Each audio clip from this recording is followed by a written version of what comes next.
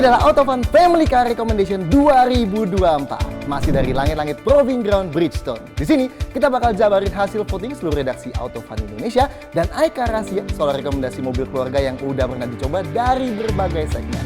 Mantap! Mau detailnya? Simak di 14 mobil rekomendasi buat keluarga versi Autofun Indonesia. Pasukan semongko tarik sih!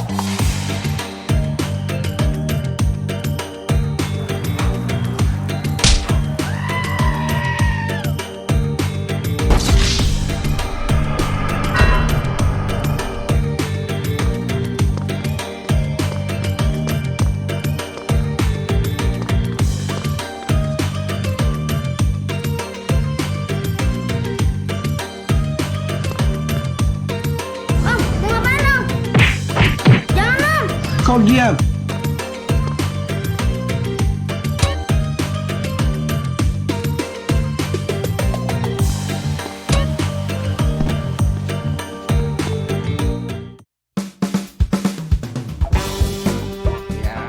Kaki, pacok ular. Udah, jep. Dengkulnya dipakai. Iya. Autofun Indonesia kali ini ulang tahun lagi yang keempat. Yang keempat? Iya. Tapi agak mundur nih. Bulannya. Biasanya tengah tahun, ini udah mulai ke belakang nih. Bulan apa sih? Agustus ya? Berarti. Oh ya berarti tayangnya kurang lebih di September. Iya. Ya, aktenya bodong kali ya waktu lahir, tapi ya kita lah ulang tahunnya kapan. Yang penting tiap tahun ulang tahun. Iya. Dan memang setiap tahun itu Autofun Indonesia bikin rekomendasi mobil keluarga dalam kemasan Family Car Recommendation. Translate aja itu bahasa Indonesia dan bahasa Inggris. Tapi mobil-mobil yang kita pilih ini adalah mobil-mobil yang seenggaknya udah meluncur sebelum Gias 2024 ya. Iya. Jadi udah pernah kita cobalah seenggaknya. Dan memang udah dicoba sama tim redaksi kita yang ada dari Autofun Indonesia, Mobil 123 sama Carmudi. Ya. Dan itu tuh rekomendasi dari berbagai segmen ini Ya. udah di voting ya. Udah di voting? Atas hasil voting. Iya, benar. Iya, jadi udah dipilih-pilih sama kita semua dan disajikan dalam FCR 2024. Betul, dan langsung aja kita masuk ke segmen pertama yaitu yang Couples Family Car, yaitu setikar-setikar kecil, dan kayaknya lu yang bahas pertama langsung ya. Oke. Bulat kanan, kiri kotak, segitiga atas. Nah, udah, langsung dibahas si Aki aja ya.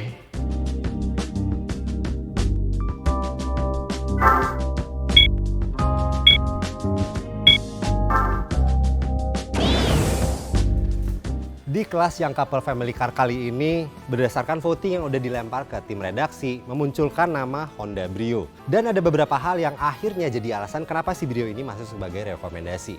Pertama, walaupun dibombardir sama kompetitor, Honda Brio tetap jadi yang terlaris di kelasnya. Dan boleh jadi dipengaruhi sama beberapa hal. Misal, visual dan image design yang kesan LCGs-nya tuh nggak terlalu lekat seperti rival. Dan dia juga punya gaya yang cenderung lebih sporty. Lalu interiornya relatif lebih solid, terus handling juga presisi, tapi di lain sisi kenyamanan dari suspensi juga terbilang optimal.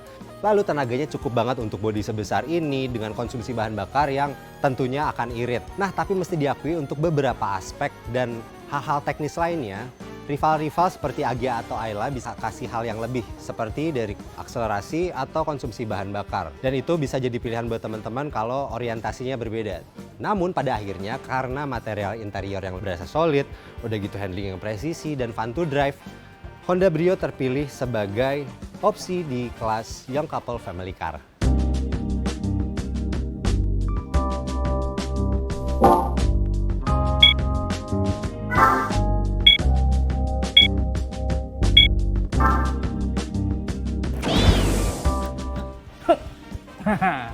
Kalau misalnya tadi Brio dibombardir sama rival-rivalnya, di kelas My First EV ini bisa dibilang jawaranya bisa menang tanpa banyak perlawanan. Ya, redaksi kami memutuskan kalau Wuling REV jadi mobil listrik pilihan buat kalian yang baru mau mulai nyoba-nyoba beli mobil listrik ini. Jaringan after sales luas, value for money oke, minim masalah, dan populasi yang banyak di jalanan udah cukup membuktikan kalau REV adalah pilihan yang solid. Desain eksteriornya manis futuristik, interiornya juga terbilang unik. Fitur-fiturnya bisa dibilang cukupan tapi fungsional. Dimensi sih boleh mungil, tapi beneran bisa memuat 4 orang dewasa dan masih bisa bawa barang lumayan banyak kalau bangku baris keduanya dilipat. Range-nya juga nggak malu-maluin, Jack. 200 km buat yang standar range dan 300 km buat yang long range. Dengan harga 200 jutaan aja, kalian udah bisa bawa pulang mobil yang biaya kepemilikannya rendah bebas ganjil genap, dan udah memenuhi kebutuhan alat transportasi sehari-hari. So, give it up for Wuling REV. Nah, emang makin seru ya di kelas City Car ini. Sekarang pilihannya makin luas, dari mulai yang pakai mesin konvensional dan juga ada pilihan EV sekarang walaupun EV-nya kelas mikro. Tapi ini pilihannya benar-benar seru, apalagi mungkin nanti suatu saat ada opsi hybrid. Nah, ini akan makin seru lagi soalnya ini segmen sejuta umat. Tapi sekarang kita lanjut lagi ke segmen berikutnya, yaitu mobil yang mobilnya juga masih belum terlalu besar dan untuk keluarga yang mungkin anaknya baru 1, baru 2 dan masih kecil-kecil tuh, atau mungkin yang lagi pacaran tapi bapaknya suka ngikut mulu. Nah, ini adalah segmen Just the Three of Us dan rekomendasinya adalah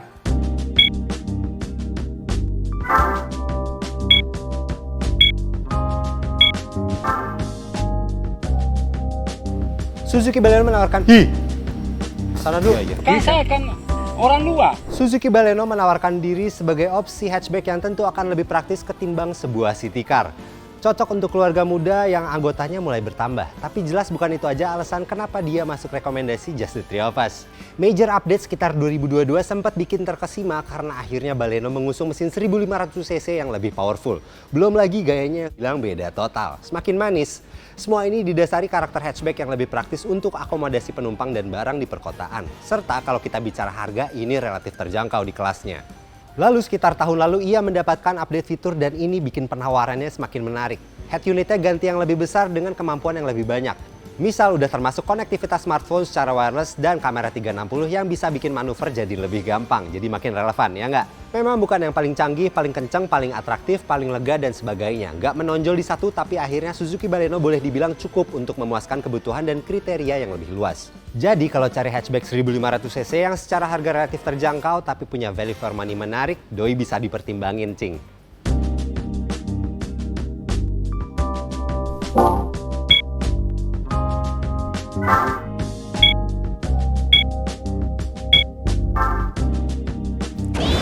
Nah, kalau Wuling REV masih kekecilan, di kelas My Second Car Companion itu pilihannya lebih akomodatif. Tim redaksi kami akhirnya memilih Wuling Dingo EV di sebelah kita ini. Bukan karena tanpa alasan.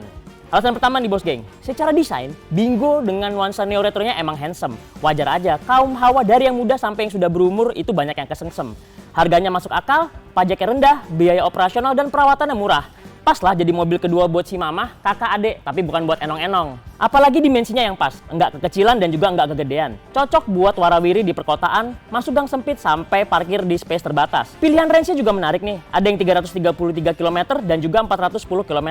Cocok lah buat di perkotaan, jadi enggak usah dikit-dikit kecas. Bagasi luas, buat naruh belanjaan juga muat, sampai tas buat liburan.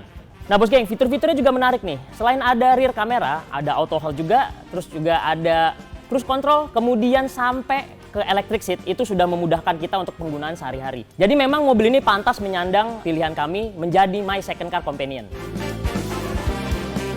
Mantap emang ya, Baleno 2 tahun berturut-turut di FCR ini menang lagi. Dan emang sisi value for money-nya itu nggak ada lawannya teman-teman. Walaupun mungkin dia bukan yang paling kenceng, bukan yang handlingnya paling menarik. Tapi balik lagi dari fitur dan rasa mobilnya, value for money untuk Baleno ini top lah teman-teman. Dan kalian juga bisa pilih EV yang kita rekomendasiin tadi, karena itu juga salah satu mobil yang cukup menarik. Sekarang kita geser lagi ke segmen yang lebih sejuta umat lagi, karena ini 7-seater, bentuknya MPV, dan harganya relatif masih terjangkau. Dan di favorite family MPV ini rekomendasinya adalah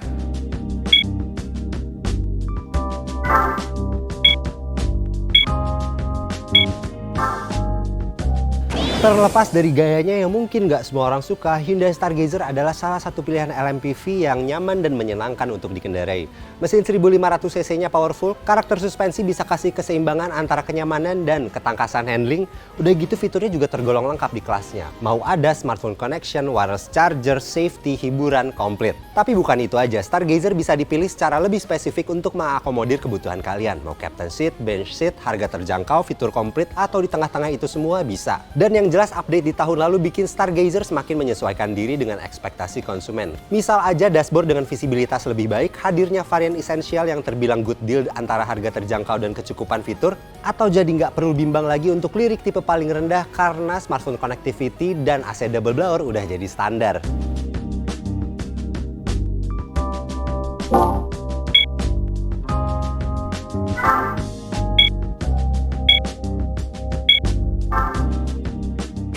RV menangnya telak, Bingo EV mulai dapat perlawanan. Wuling Cloud EV ini menangnya gontok-gontokan di kelas My First Family EV. Yoi, karena kenyataannya BYD Dolphin mampu memberikan perlawanan yang sengit, bahkan menangnya dia ini selisihnya tipis banget. Pada akhirnya, redaksi memutuskan untuk memenangkan Cloud EV karena ada beberapa pertimbangannya. Yang pertama, dia memang lebih akomodatif untuk penumpang dan barang. Udah gitu, tongkrongannya, baik jok ataupun suspensinya, dia emang lebih empuk dan nyaman nih. Yang kedua, jaringan after sales-nya Wuling saat ini masih lebih luas dibandingin sama BYD. Yang ketiga, fitur-fiturnya Cloud EV ini dinilai memang punya nilai kepraktisan untuk kehidupan sehari-hari keluarga.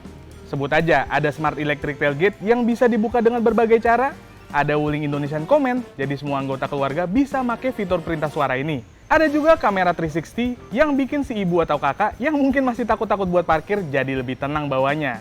Butuh istirahat habis beraktivitas, tenang. Misalnya mau tidur bentar atau ada driver yang nyetirin pulang, tinggal ubah baris kedua jadi sofa mode. Soal harga, Wuling Cloud EV ini masih comparable sama low SUV atau low MPV. Dengan range yang diklaim sampai 460 km, bawa mobil ini buat liburan keluar kota yang deket-deket kayak Bandung atau Puncak sih masih aman. Karena itulah kami rekomendasikan Wuling Cloud EV sebagai family EV yang bisa mengakomodasi berbagai kegiatan dari semua anggota keluarga. Ya, walaupun memang bersaing ketat dengan BYD Dolphin hasil voting kita, tapi akhirnya si Cloud EV itu memenangkan rekomendasi di tahun ini. Karena mungkin bangkunya emang gue setuju juga, empuk banget dan serba lega. Selain itu Stargazer juga memang 2 tahun berturut-turut ini juga menang lagi karena emang improvementnya cukup optimal, fungsional, dan ke harganya juga masih sangat rasional gitu untuk menjadi sebuah LMPV pilihan keluarga. Sekarang kita geser lagi ke segmen Everyone's Favorite MPV, dan tiada lain tiada bukan, rekomendasinya adalah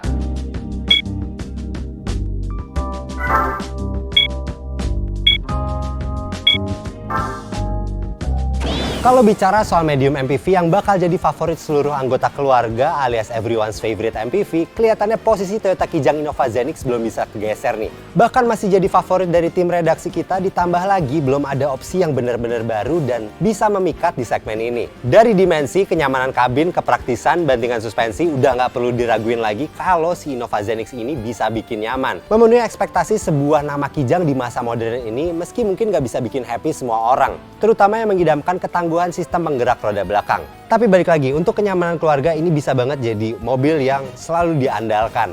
Nah, jika ngerasa belum cocok dengan pemilikan model hybrid, bisa pertimbangin ke model gasoline dulu, cing. Power dan efisiensi masih optimal lantaran dari engine pengembangan terbaru Toyota Dynamic Force. Nyamannya pun masih dapat karena satu arsitektur dengan Foxy. Mi, coba lo klik ini dong, bukan klik, pencet stick R1, R2, L1X, kiri bawah kanan atas, kiri bawah kanan atas. X, kiri bawah kanan atas, kiri bawah kanan atas. Iya. Yes, muncul. Nih GTA apa Gran Turismo ini GTA sebenarnya? Turismo 3. Kayak impian masa kecilnya The Sims, GTA sama Gran Turismo. Kalau bisa Disatu-satuin disatu-satuin, aja. aduh seneng banget ya kalau ada. Jadi sebenarnya mirip sama tahun lalu ya, Mi. Kijang juga, tapi memang sekarang opsinya ya dari dulu sih udah ada. Cuman sekarang tuh bisa pilih juga ke model gasoline. Betul. Gitu kan. Iya, dan kayaknya segmen berikutnya ini kan masih agak panjang nih. Giliran gue dong, boleh lah. Segmen berikutnya ada klasemen LSUV nih, mobil Betul. keluarga 7-seater tapi yang bentuknya rugged dan adventure lah. Iya. Gitu.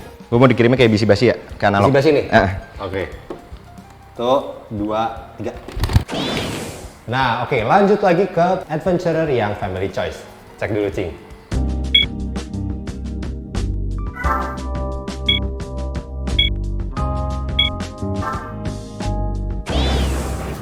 Mantap Ki, thank you. Jadi ini dia teman-teman, pilihan redaksi Autofan Indonesia tahun ini di kelas LSUV adalah Honda BR-V N7X Edition.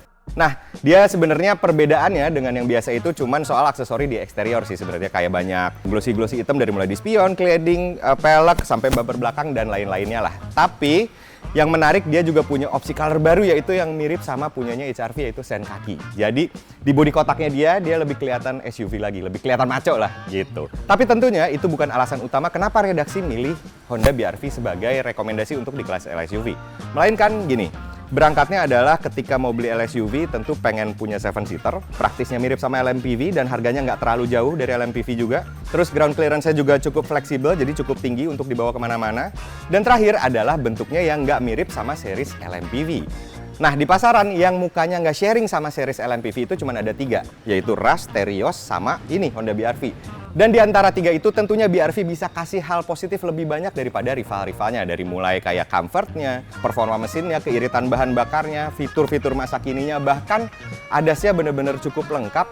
Dan gak cuma soal lengkapnya doang, tapi logic dia juga cukup enak, cukup smooth gitu, natural. Termasuk kalau kita lagi pakai adaptive cruise control dan lain-lain. Salah satu yang cukup baik lah di kelasnya gitu untuk si ADAS-nya sendiri. Maka dari itu BR-V jadi pilihan tahun ini. Iya, punya bentuk SUV, udah gitu fiturnya lengkap dan feel mobilnya itu memang modern, pada akhirnya jawabannya BR-V. Kita next ke opsi selanjutnya, ada buat mama-mama atau bapak-bapak yang lagi nyari mobil buat si sulung, di pilihan first choice for the eldest.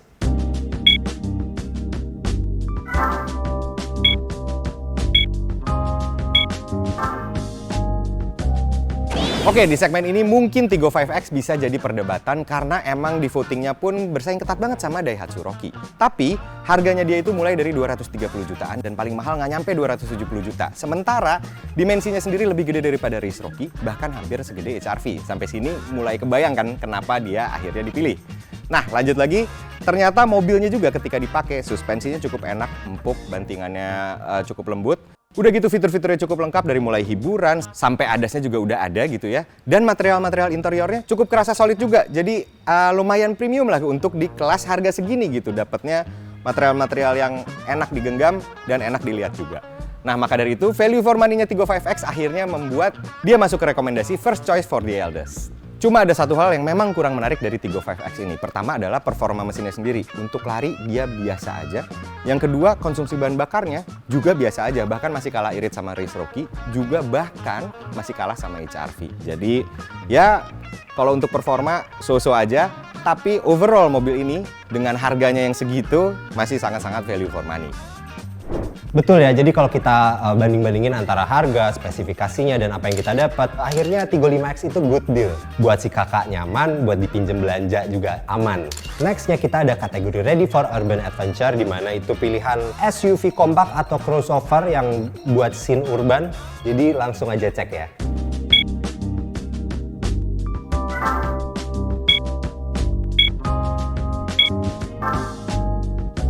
Di klasemen ini emang pilihannya banyak banget, tapi Autofan Indonesia dan redaksi memilih Yaris Cross HEV sebagai rekomendasi untuk di kelas crossover compact, teman-teman. Nah, oke lah, memang dia bukan yang paling kencang, bukan yang paling comfort, tapi bagi kita, dia hampir memenuhi segala aspek yang memang pengendara dan penumpang butuhin gitu, dan ketemu titik tengahnya di Yaris Cross HEV ini. Terus memang ada beberapa alasan juga yang dia unggul banget dari segi teknologi. Salah satunya adalah mesin hybrid, di mana dia adalah pionir untuk menggunakan mesin tersebut dan disusul sama MG VS HEV. Tapi yang satu ini udah lebih kebukti karena kita pernah tes jauh dan konsumsi bahan bakar rata-ratanya dapat 25 km per liter lewat. Sekali lagi kita juga pernah ngetes dari penuh banget tangkinya sampai mogok dapat 928 km. Yang mana itu jauh banget, dan kalau soal irit akhirnya nggak usah ditanya lagi lah mobil satu ini. Di lain sisi, walaupun dia bukan yang paling kencang, tapi sebenarnya kita nggak akan pernah kekurangan tenaga juga. Masih sangat cukup, handlingnya juga masih cukup presisi, dan comfortnya juga masih dapat, termasuk lega-leganya di dalam. Apalagi fitur-fiturnya juga udah cukup canggih nih, kayak ada Android Auto, Apple CarPlay, wireless charger, panoramic glass roof, ada ADAS-ADASan lengkap. Jadi untuk mobil masa kini ya ini udah memenuhi banget gitu fitur-fitur yang diinginkan masyarakat saat ini. Dan akhirnya membuat si Yaris Cross HEV ini ketemu di titik tengah versi kami.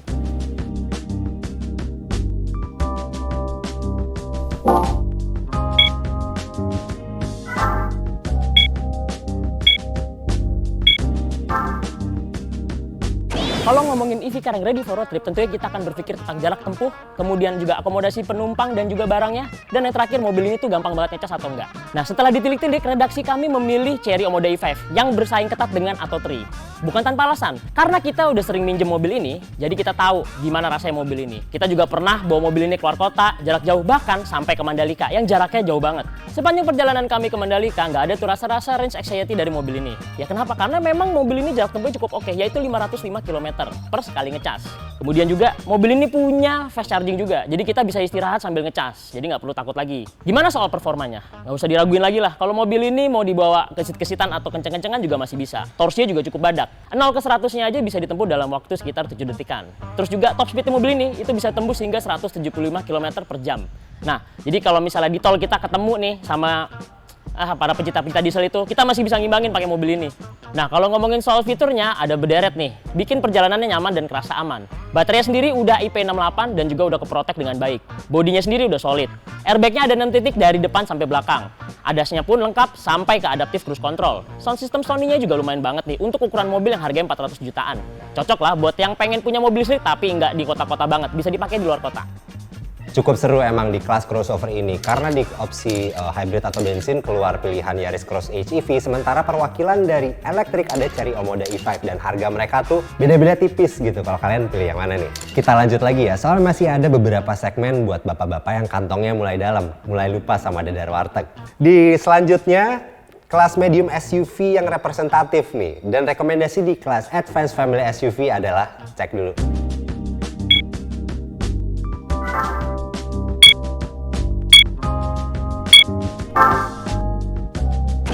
Pasti ada yang bertanya-tanya kenapa mahal bisa dipilih. Nah, gue pun awalnya berpikir seperti itu, tapi ketika gue habis tes, ternyata kita jadi paham mahalnya itu lari kemana, dan jadi wajar ketika rilis awal-awal SPK-nya dia cukup banyak untuk mobil seharga ini.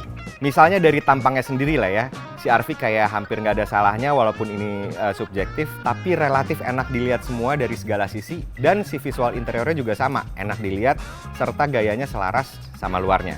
Nah, yang mesti jadi highlight adalah rasa nyetir dari mobilnya sendiri nih. Suspensi dari CR-V ini bener-bener spesial. Katakanlah kalau masuk lubang, ngeredamnya tuh bener-bener solid dan nyaman. Ke bodi juga nggak terlalu bikin berguncang, pokoknya soal comfort ini mobil cukup spesial. Dan secara handlingnya pun mobil ini cukup spesial juga karena ketika kita bawa dan nikung, dia masih tetap presisi dan tajam. Jadi antara kenyamanan, comfortnya tadi, serta handlingnya, dua-duanya cukup spesial dan bisa didapat bersamaan di CR-V ini. Terus soal powernya sendiri, mesin hybrid dia juga punya output dan respons yang sangat tajam, jadi kita nggak akan pernah kekurangan tenaga. Bahkan iritnya masih di belasan kilometer per liter waktu kita tes keluar kota. Kalau fitur udah pasti lah ya, nggak usah disebut lagi, lengkap semua dari hiburan sampai safety. Jadi dengan harga segini, dapat mobil keren, nyaman, kenceng, handlingnya presisi, dan fiturnya lengkap. Maka dari itu di kategori ini kita pilih CR-V eHEV. Emang benar, CR-V ini agak lain rasanya, terutama suspensi. Dan akhirnya kebayanglah kenapa harganya bisa setinggi itu. Tapi nggak sampai di situ, masih ada segmen buat bapak-bapak yang kantongnya lebih dalam lagi. Bisa beli mainan buat dia hobi, tapi sekaligus buat ngantar keluarga juga asik. Kita cek kategori Daddy's Big Toys tahun ini. Kasih lihat nih.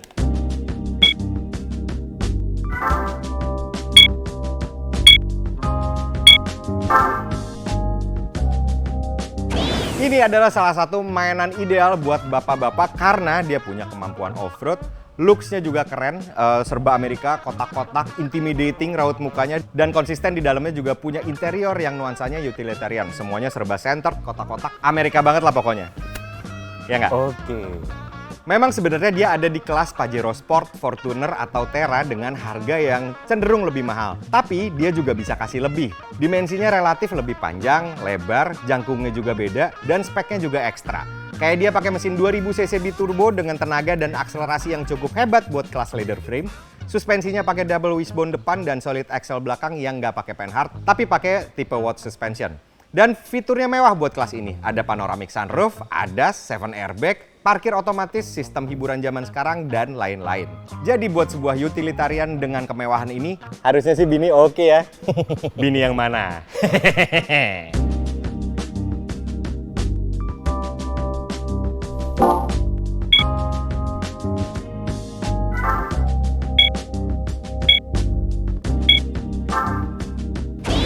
Kalau si bapak mainnya bukan ke hutan-hutan, lebih seneng koko di parkiran, atau duduk Vincent di cafe sambil mikir hiburan, ini nih mobil yang pas, Kia EV9. Yes, desainnya aja udah bikin bapak-bapak lain kepikiran sambil mikir skema cicilan.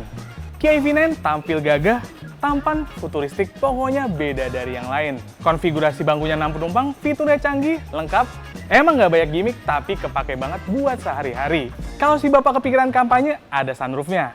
Kalau capek kegiatan seharian, bisa duduk di baris kedua yang udah punya fitur kursi pijet dan ventilated seat. Masih kurang syahdu, tinggal bunyiin musik, ada Meridian Surround Sound System yang siap manjain. Jadi driver juga nggak kalah asyik, tetap fun to drive meskipun bodinya terbilang bongsor. Akselerasinya juga top chair nih. 0-100 km per jam, tuntas dalam 5,1 detik aja. Range-nya 497 km. Dari situ teman-teman di redaksi akhirnya menobatkan Kia EV9 ini cocok buat bapak-bapak yang butuh teman main.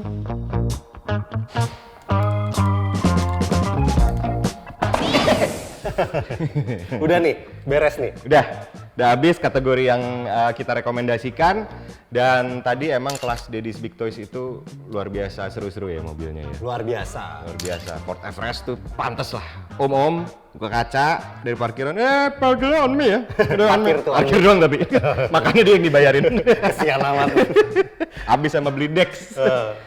Udah gitu di kelas elektrik juga seru. Seru. EV9 Mobil 5 meter lewat tuh. Dari seluruh mobil yang ada tadi, EV9 tuh kayak ini nih yang gue pengen. Iya lagi. Gitu, ya kan? Sama gue juga. Iya kan? Mungkin segitu dulu kali ya dari rekomendasi kita. Jadi kalau teman-teman punya rekomendasi lainnya atau lebih senang opsi yang lain, boleh cerita di bawah karena ini ya rekomendasi based on voting dan obrolan-obrolan dari redaksi kita ya. Betul. Autofan Indonesia, Mobil 123 sama Karmudi. Betul, diambil suara mayoritas dan diskusi tadi gitu ya. Jadi bukan sesuatu yang solid ini mesti ini enggak juga. Itu terserah tergantung teman-teman karena opsinya tentunya di pasaran tuh bener-bener banyak.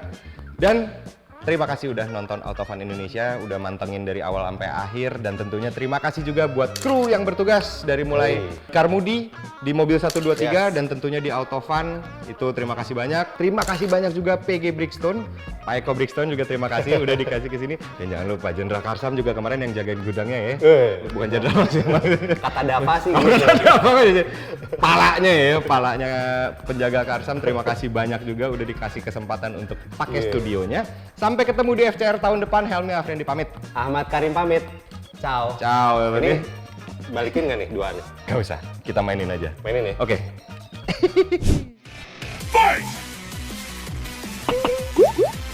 Bang, bang.